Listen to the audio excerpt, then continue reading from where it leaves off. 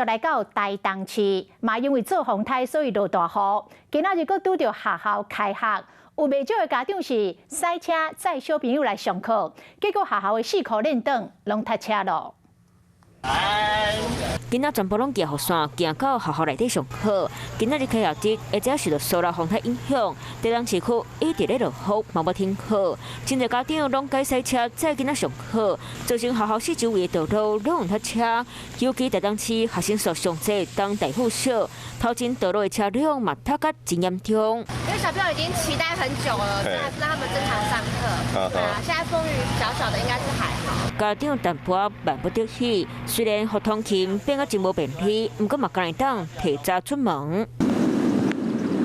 海边的海影升到真悬，台东地本湿地风雨拢真强，路边的树仔嘛掀到真大力。我们现在这个位置其实是位在台东比较南端，所以风雨也是相当明显。可以看到现在这个雨势呢逐渐增强，而且被风像现在这样一直吹，不断的往脸上打过来，其实眼睛是有一点难睁开。海边啊，继续在落雨，毛民众无法度观海景，在地民众别拢感受到风台威力。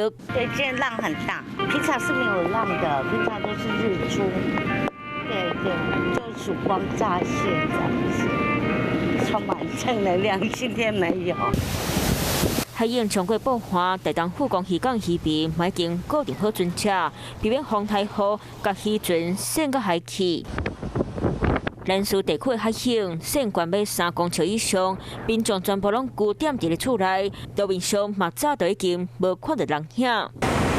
东部地区防台措施做好做满，花莲县东滨抽水站下早开始进行大线准备工作，亲像下水，确保基础正常。全站嘛拢总在做抽水基础，大约会当抽48吨水，避免降落雨地区市区受灾，做好准备。